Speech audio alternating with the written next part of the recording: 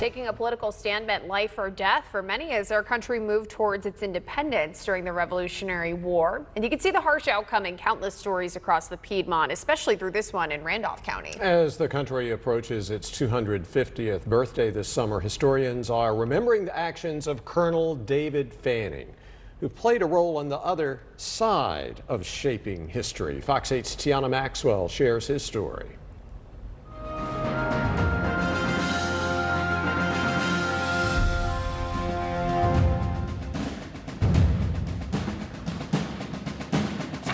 Flipping through the chapters in some books at the Asheboro Public Library's Randolph Room tells the stories of our history. And in the path to America's independence, you'll find Colonel David Fanning on the other side of the story. Colonel David Fanning was the leader of the pro-British militia forces in Piedmont, North Carolina from 1780 to 1783. While the Revolutionary War occurred, a political division stirred in the Piedmont between people who were pro-British and others who were pro-American government. Depending on where your opinion stood, Fanning's actions struck fear in many. Unfortunately for many of them, they would just be caught up in the middle, and their homes would be raided, goods would be taken, and in many cases folks left destitute and with nothing. Houses burned, entire livelihoods destroyed. It's details left behind in Fanning's autobiography, which was written in 1790.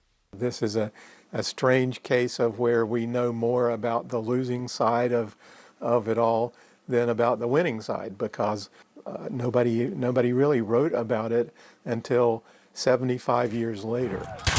Much of his chaos came after the Battle of Guilford Courthouse in 1781. That summer, Fanning was raised to colonel in the Loyalist militia, and just months later, he turned the county upside down in the political landscape. He carries out a raid in the early morning hours on Hillsborough, where the state government is meeting at the time, and actually captures the governor, Thomas Burke, and takes him and about 200 other patriots and government officials captive. The surrender of Yorktown in Virginia forecasted the collapse of the British war efforts. The colonel took his revenge on his enemies as a result, which was later called the Bloody Sabbath. Sort of surprises Colonel Balfour on his porch, who is said to be preparing for church that Sunday and reading from his Bible, and looks up to find Fanning and his men not far off, receives a shot, and then a shot to the head. Fanning's following attacks hit home for Ryan Beeson, whose lineage saw his actions firsthand. My ancestor, William Milliken's home place, as he followed Back Creek up, not finding him at home, burned the home, forcing one of his sons to lead him the way to the next home. His rampage marked a dark day for the county. But his side of the story wrote a chapter in Randolph County's part in the story of America.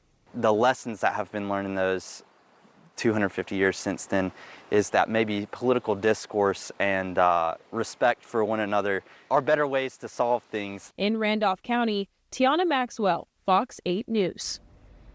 You can learn more about Fanning's Bloody Sabbath on July 19th. The free event will take place at the North Randolph Historical Society in Randleman at 2 p.m.